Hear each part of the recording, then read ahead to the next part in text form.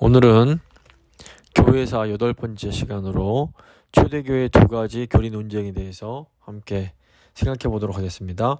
저희가 지난 주일에 박해가 종식이 되고 기독교가 공인이 된 후에 일어났던 초대교회의 변화에 대해서 함께 살펴봤습니다.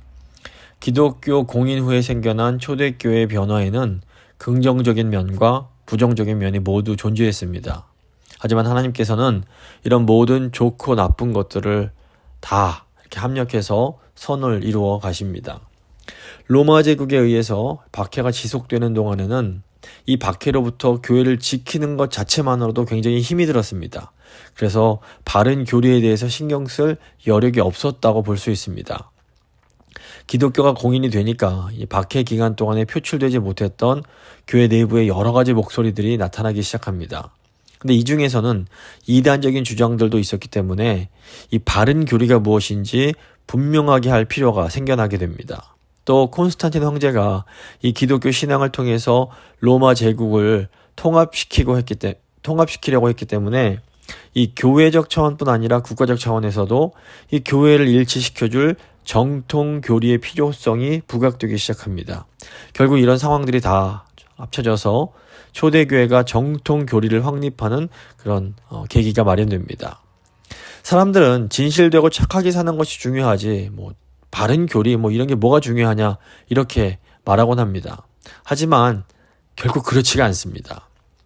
기독교는 진실되고 착하게 살아서 구원을 받는 종교가 아니라 바른 진리를 믿음으로 구원을 받는 종교입니다.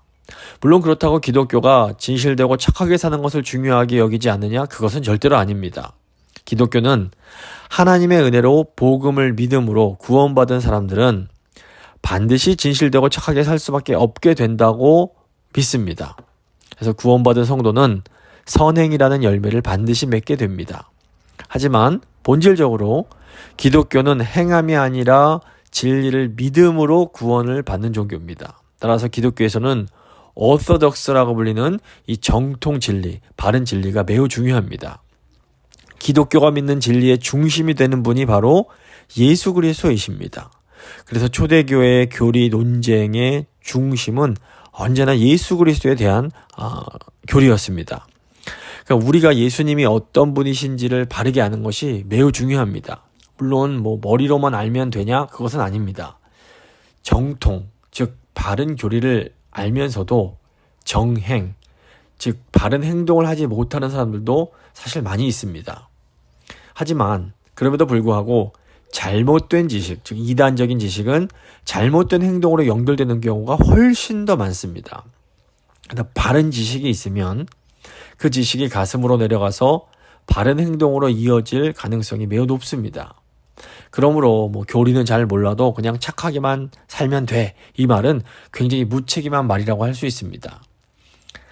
그래서 오늘은 이 초대교회에 있었던 대표적인 그 두 개의 교리 논쟁에 대해서 이제 살펴보겠습니다. 하나는 삼위일체 논쟁이고 다른 하나는 기독론 논쟁입니다. 사실 삼위일체 논쟁과 기독론 논쟁 모두 예수 그리스도와 관련된 논쟁입니다. 이것은 기독교를 결정하는 데 있어서 가장 중요한 분이 예수 그리스도이시기 때문입니다.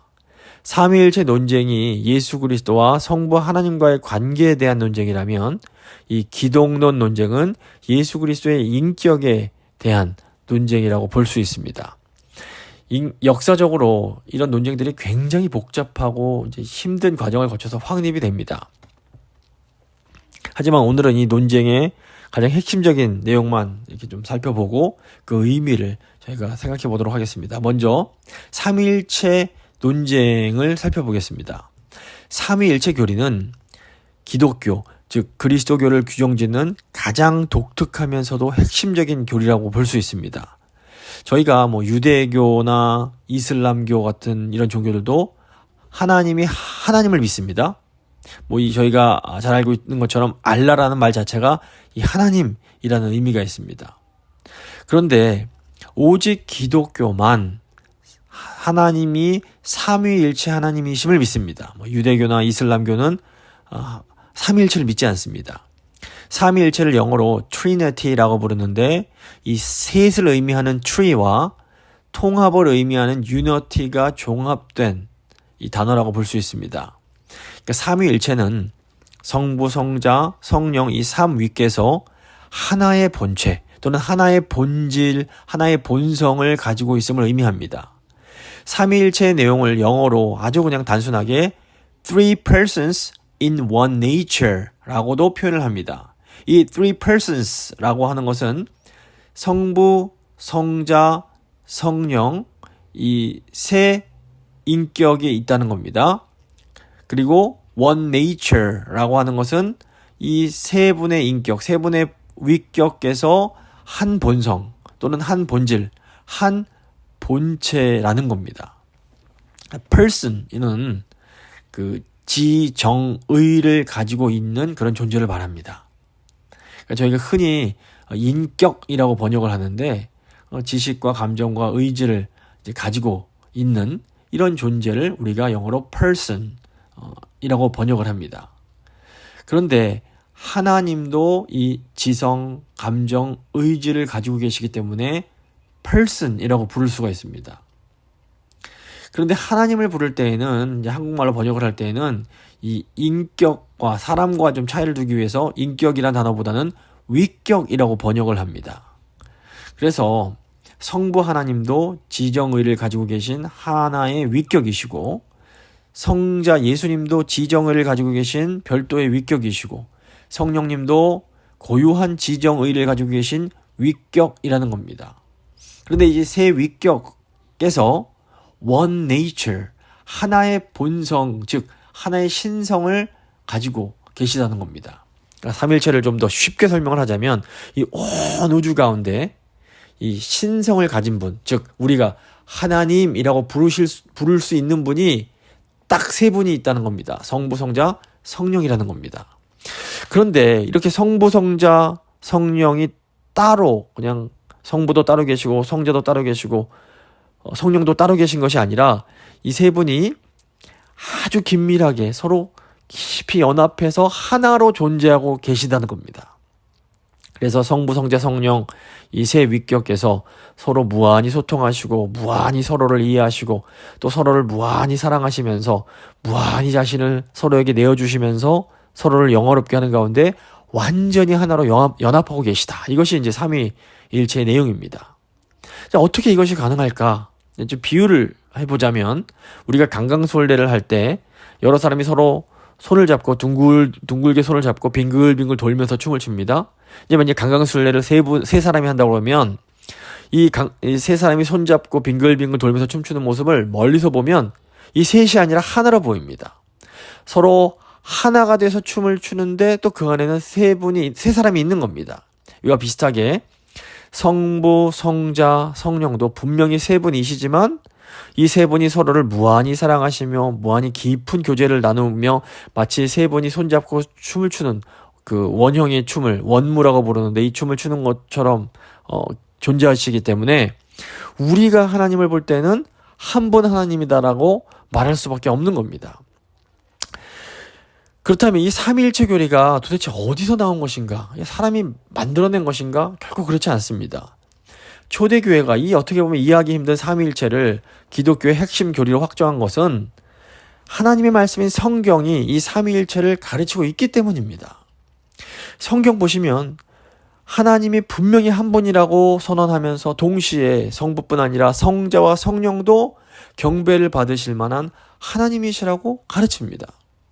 우선 성경 보시면 하나님이 한 분이라고 분명히 선언합니다. 몇 군데만 찾아보면 신명기 6장 4절 보시면 이스라엘아 들으라 우리 하나님 여호와는 오직 하나인 여호와시니 이사야 45장 5절도 나는 여호와라 나 외에는 다른 이가 없나니 나밖에 신이 없느니라. 고린도전서 8장 4절 보셔도 하나님은 한 분밖에 없는 줄 아노라 이렇게 신구약 전체에서 하나님은 한 분이심을 분명히 가르칩니다. 동시에 성경이 성자와 성령도 이 신성, 하나님의 본성인 신성을 가지신 그 분들, 하나님이심을 분명하게 이제 가르칩니다. 마태복음 1장 20절을 보시면 예수님께서 성령으로 잉태되셨음을 가르칩니다. 무서워 말라 저에게 잉태된 자는 성령으로 된 것이라 이렇게 말씀을 이제 합니다. 또 마태복음 3장 16절 17절을 보시면 이 성부, 성자, 성령이 모두 긴밀하게 연결되어 있음을 볼 수 있습니다. 예수께서 세례 받으시고 곧 물에서 올라오실새 하늘이 열리고 하나님의 성령이 비둘기같이 내려 자기 위에 임하심을 보시더니 하늘로서 소리가 있어 말씀하시되 이는 내 사랑하는 아들이요 내 기뻐하는 자라 하시니라.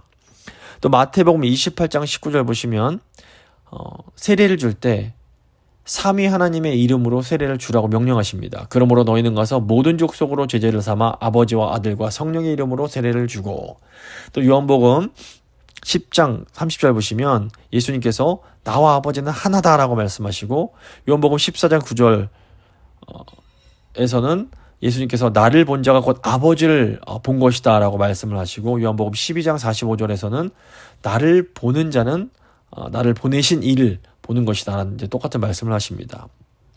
그리고 로마서 8장 9절에서는 예수 그리스도의 영, 즉 성령이 없으면 그리스도의 사람이 아니다 라는 말씀도 하고 있습니다. 이외에도 너무나 많은 구절이 있지만 분명하게 성경은 하나님께서 한 분이심을 말씀하면서도 동시에 성자와 성령도 하나님이심을 말하고 있는 겁니다.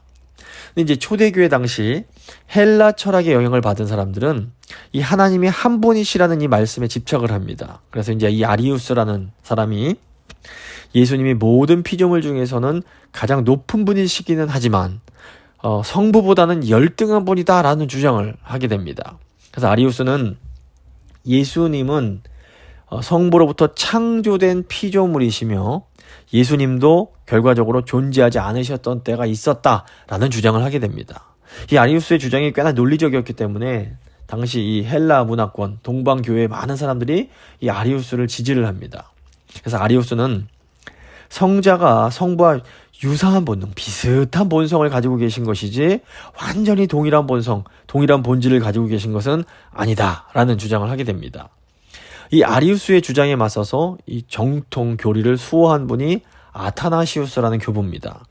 이 아타나시우스는 이제 니케아 공의회에 참석해서 예수님과 하나님은 완전히 동일한 본성을 가지고 계시다라고 주장을 하게 됩니다.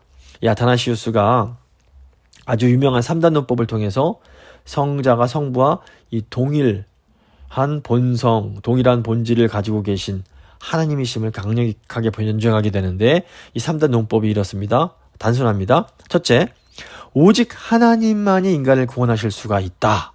두 번째로, 그런데 예수님은 우리의 구원자이시다.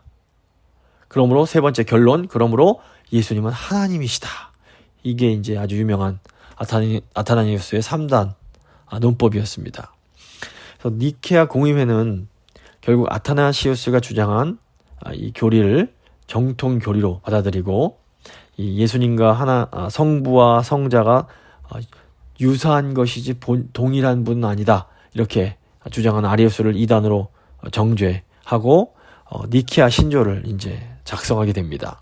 이 니케아 신조가 사도신경과 그 내용이 굉장히 비슷한데 특별히 좀 성부와 성자 관계를 아주 자세하고 분명하게 설명하는 그런 특징이 있습니다. 그래서 니케아 신조를 보시면 이런 내용이 나옵니다.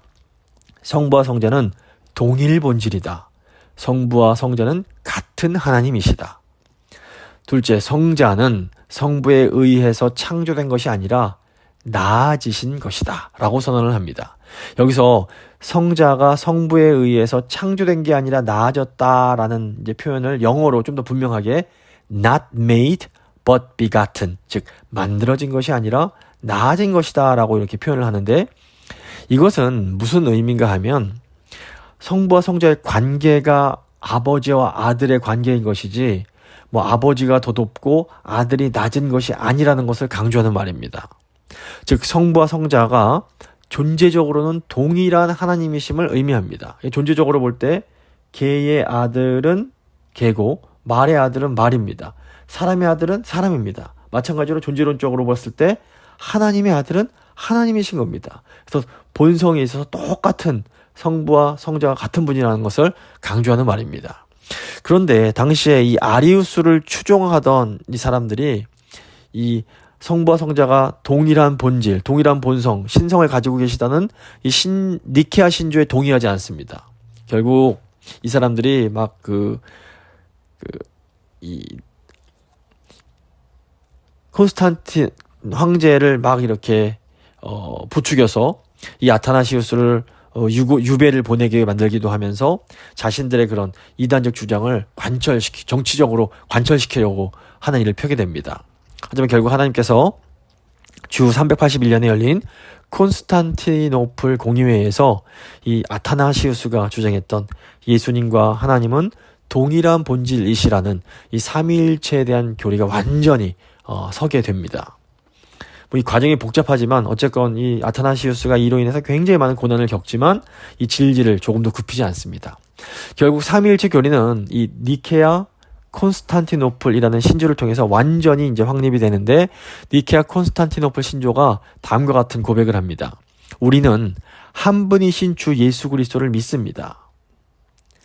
그분은 모든 시간 이전에 성부에게서 나신 하나님의 독생자이십니다. 그분은 하나님에게서 나신 참 하나님이시요 빛에서 나신 빛이시요 참 하나님에게서 나신 참 하나님이시며 성부와 같은 분으로 지음을 받은 분이 아닙니다. 이렇게 고백을 하고 있습니다.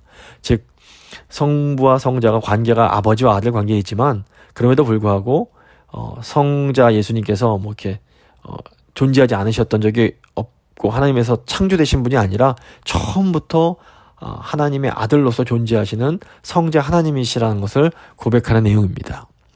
이 아리우스자들이 삼위일체 교리를 거부한 것은 이 논리를 중시하는 헬라 철학적 사고 때문이었습니다.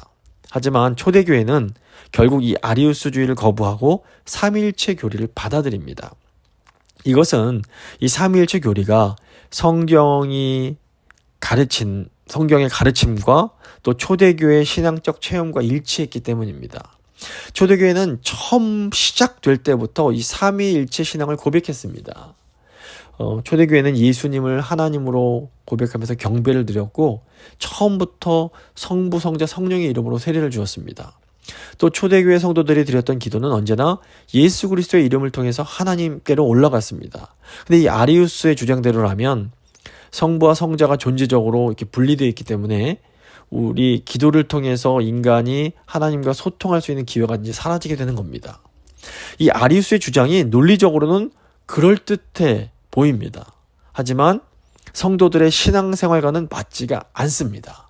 오늘날 존재하는 이단적 주장들도 보면 표면적으로 볼 때는 매우 논리적이고 깔끔하고 체계적으로 보이는 경우가 있습니다. 하지만 우리가 조심해야 될 것은 논리적인 것이 곧 진리는 아니라는 겁니다. 논리가 진리는 아닙니다. 진리는 논리적이지만 그렇다고 논리가 다 진리는 아닙니다. 그래서 논리는 진리의 내용을 설명하는 형식입니다. 그래서 논리적인 것이 중요합니다. 하지만 논리적인 모든 것이 곧 진리가 되는 것은 아니라는 것을 반드시 알 필요가 있습니다. 그래서 저희는 어떤 인간의 논리보다 하나님 말씀이 성경이 가르치는 내용, 그것을 우리가 붙잡는 것이 굉장히 중요합니다. 이제 두 번째, 기독론 논쟁입니다. 이 초대교회에서 성부와 성자와의 관계인 삼위일체적 교리 논쟁이 이제 좀 어느 정도 정리가 되면서 초대교회에서 다시 예수 그리스도의 인격에 대한 논쟁이 새롭게 시작이 됩니다. 초대교회는 예수 그리스도가 참 하나님이시면서 참 인간이란 것을 고백을 합니다. 즉, 우리 예수님이 100% 신성을 가진 하나님이시며 동시에 100% 인성을 가진 사람이심을 교회가 고백을 했습니다. 이것을 그리스도의 양성론 교리라고 부릅니다. 그러니까 삼위일체 교리가 성부, 성자, 성령, 세 위격이 모두 신적인 본성, 신적인 속성을 가지고 계시다라는 것에 대한 내용이라면, 이 예수 그리스도의 양성 교리는 영어로 two natures in one person, 즉 신성과 인성이라는 두 개의 본성, two natures가 두 개의 본성이 그 예수님이라는 한 분의 인격, one person에 이렇게 통합되어 있다라는 내용입니다. 그러니까 하나의 인격 안에 신성과 인성이 모두 들어있다는 것이 사실 논리적으로는 이야기가 어렵습니다. 똑같은 분이 하나님이기도 하면서 동시에 인간이기도 하다. 이 주장이 받아들이기가 쉽지 않은 겁니다. 그래서 초창기에 유대교로부터 나온 에비온파 같은 경우에는 예수님의 인성의 차원을 강조하면서 예수님이 100% 신성을 가지고 계시다라는 것을 부정을 합니다. 그리고 헬라 철학의 영향을 받은 이 영지주의자들은 예수님의 신성만을 강조하면서 예수님이 100% 인성을 가진 사람이시란 것을 이제 부정을 하게 됩니다. 하지만 이제 삼일체 교리가 딱 정립이 되면서 이런 주장들은 모두 이제 이단으로 정죄가 됩니다. 근데 여전히 또 문제가 남아 있었습니다. 예수님이 신성과 인성을 모두 가지신, 즉 완전한 하나님이시며 완전한 인간이시란 것은 알겠다. 그런데 이 신성과 인성이 어떤 방식으로 예수님이란 그 한 분 인격 가운데 이게 결합되고 있는지, 이제 이게 또 문제가 되는 겁니다. 이 문제를 두고 또 초대교회에서 기독론 논쟁이 시작이 됩니다. 이 네스토리우스라는 사람을 따르던 이 네스토리우스 주의자들은 이제 이 사람들이 이제 경교라고 불려서 이제 6세기경에 중국에도 선교를 하고 한국에도 이제 영향을 이제 줬다고 알려져 있는데, 이 네스토리우스 주의자들은 예수 그리스도의 신성과 인성이 완전히 이렇게 분리되어 있다라고 주장을 하면서 참 하나님과 전인적 인간이 연합되어 버린 이 양성 이위를 주장합니다. 인격도 두 개라는 겁니다. 신성 하나님으로서의 인격이 있고 인간으로서의 인격이 있다. 이런 식으로 이제 주장을 하게 된 겁니다. 반면에 유티케스주의자라는 사람들은, 유티케스라는 사람을 따르던 유티케스주의자들은 예수 그리스도의 신성 안에 인성이 완전히 흡수되거나 양성이 완전히 혼합돼서 제3의 본성이 되었다라는 또 주장을 하게 됩니다. 초대교회가 결국 이 이제 그리스도의 양성교리를 두고 또 많은 갈등을 겪습니다. 그러다가 주후 351년에 열렸던 칼케톤 공의회에서 네스토리우스와 유티케스들이 주장했던 이런 두 가지 입장이 모두 성경적으로 틀렸다라고 정죄를 당하고 예수 그리스도의 양성에 대한 정통 교리가 이렇게 확립이 됩니다. 그래서 이제 이 확립된 내용을 칼케톤 신조에 담는데, 이 칼케톤 신조의 내용이 4가지로 요약이 됩니다. 첫 2가지는 예수님이 100% 하나님이신 동시에 100% 인간이시다라는 내용입니다. 첫째로 일단 예수 그리스도는 완전한 신성과 완전한 인성을 지니셨다. 둘째로 예수 그리스도의 신성은 성부와 동일 본질이고 인성은 인간과 동일 본질이다. 이런 내용입니다. 그래서 여기까지는 저희가 이제 이해하기 어렵지 않습니다. 자, 이제 세 번째, 네 번째 주장인데, 이제 이것이 그 네스토리우스와 유티케스의 주장을 반박하는 내용입니다. 셋째, 신성과 인성은 한 인격 안에서 일치되며 두 위격으로 나뉘지 않는다. 이 내용은 신성과 인성이 완전히 분리되면서 두 위격이 된다라는 네스토리우스의 주장을 반박하는 내용입니다. 그 다음에 이제 네 번째 내용이 뭐냐면, 신성과 인성은 한 인격 안에서 혼합됨이 없고 변화됨이 없고 분리됨도 없고 분할됨도 없이 각 본성의 고유성을 유지한 채 신비적으로 연합되어 있다라는 고백입니다. 이제 이 내용이 신성과 인성이 서로 이제 흡수되고 통합돼서 변질된다는 이 유티케스의 주장을 정면으로 반박하는 내용이 되겠습니다. 요약을 좀 하자면, 이 칼케톤 신조의 내용을 요약하자면, 예수님은 완전한 하나님이시며 완전한 인간이십니다. 이 예수님의 인격 안에는 신성과 인성이 서로 이렇게 혼합되지 않고 구별이 되면서도 또 완전히 분리되지는 않고 아주 신비한 방식으로 서로 연합되어 있다라는 내용입니다. 이게 뭐 도대체 무슨 이렇게 복잡한 교리가 있을 수가 있나? 이게 도대체 뭐가 그렇게 중요한가 생각이 드실 수가 있습니다. 하지만 중요합니다. 기독교의 진리에 따르면, 기독교 교리에 따르면 예수님이 완전한 하나님이시고 또 완전한 인간이셔야만 인간인 우리의 죄를 대신 담당해 주시고 또 우리를 구원해 내실 수가 있습니다. 그래서 이 칼케톤 신조는 이 복음의 진리, 성경의 진리를 양보하지 않으면서도 그 당시의 문화 언어 속에서 이 성경의 이 진리를 지혜롭고 신중하며 균형 있게 설명했다는 아주 중요한 의미가 있습니다. 특히 이제 성경 계시가 히브리 문화 전통에서 기반을 하고 있는데, 그 내용을 변질시키지 않으면서도 헬레니즘 세계의 사람들이 이해할 수 있는 언어로 번역해냈다는데 아주 중요한 의미가 있다고 볼 수 있습니다. 무엇보다 성경의 가르침에 충실하게 번역됐기 때문에 헬라 문화에 있는 사람들도 하나님의 놀라운 그런 일들을 자기들이 사용한 언어로 이제 표현할 수가 있게 된 겁니다. 근데 교회사를 보면 종교개혁자 마틴 루터나 존 칼빈이 했던 일들도 사실 그 내용이 비슷하다고 볼 수 있습니다. 그 시대 사람들이 알아들을 수 있는 언어로 성경의 진리를 잘 설명했던 겁니다. 21세기를 살아가는 오늘날의 교회도 다른 일이 아니라 바로 이 일을 감당해야 됩니다.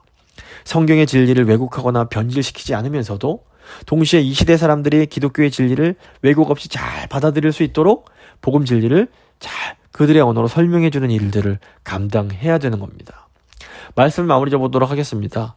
오늘은 초대 교회사에 있었던 삼위일체 교리 논쟁과 예수 그리스도의 양성론 교리 논쟁에 대해서 생각해 봤습니다. 이 초대교회에 있었던 두 가지 논쟁의 교훈은 두 가지로 좀 생각해 볼 수 있습니다. 첫째로 초대교회는 성경의 가르침을 충실히 지켰습니다. 초대교회는 어떤 인간의 논리보다도 성경의 권위를 더 높이 두고 성경의 진리를 잘 지켜냅니다. 둘째로 초대교회는 그럼에도 당대 문화와 언어로 성경의 진리를 번역하기 위해 노력했습니다. 초대교회는 그 시대 사람들이 복음의 진리를 이해할 수 있게 하기 위해서 최선을 다합니다. 그런데 마귀는 지금도 사실 이 두 가지로 교회를 시험하고 유혹합니다. 교회가 성경의 진리보다 인간의 이성을 더 높이 두게 만들거나 또는 동시에 이 교회가 진리를 지키기 위해서 세상과 대화하는 걸 아예 포기해버리게 만드는 것이 마귀의 전략입니다. 그래서 오늘날 우리는 이 복음의 진리를 절대로 타협하지 않으면서도 동시에 이 시대 사람들이 이해할 수 있는 말로 복음의 진리를 잘 설명하고 전달하는 그 노력을 멈춰서는 안 되는 겁니다. 이 시간 기도하실 때 하나님, 저희가 이 복음의 진리를 타협하지 않으면서도 이 시대의 사람들에게 이 복음의 진리를 이해할 수 있도록 잘 설명하는 이 교회 사명을 잘 감당할 수 있도록 주님 저희 교회를 사용하여 주시옵소서. 한번 간절한 마음으로 기도하도록 하겠습니다.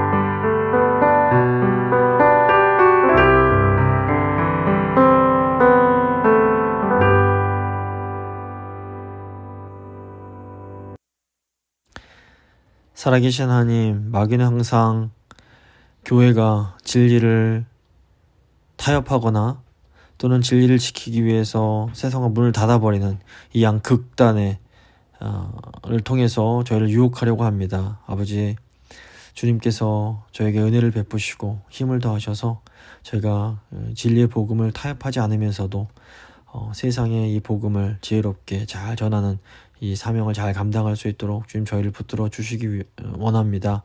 그러기 위해서는 저희 교회가 깨어 있어야 하겠사오니 주님 저희 교회가 성령 충만하게 하시고 진리의 복음을 더 사모하며 더 정말 믿음으로 나아갈 수 있도록 주여 저희를 붙들어 주시옵소서.